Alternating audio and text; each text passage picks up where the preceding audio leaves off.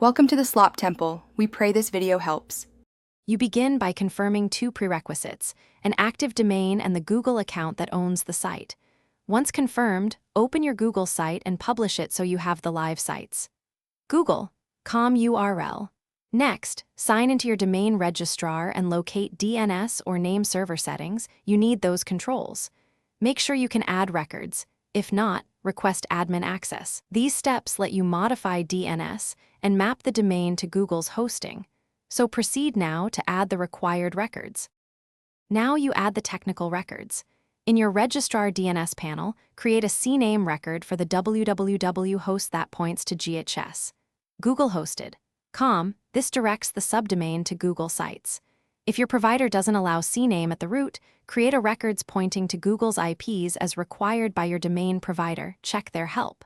Set a low TTL like 300 seconds for testing, then save. Once done, DNS changes propagate. Make sure to verify later in Google Sites and remain patient. Finish by returning to Google Sites and adding a custom domain under Site Settings. Follow the verification flow. When prompted, add the TXT verification record to DNS so Google can confirm ownership. Then complete domain mapping and select the primary domain, www versus root. If mapping fails, clear your browser cache, recheck DNS entries for typos, and use a propagation checker to confirm records. One key tip: remove any conflicting or CNAME records for the same host. Conflicts are the most common cause of failure. Thanks for watching. Consider subscribing if we helped you.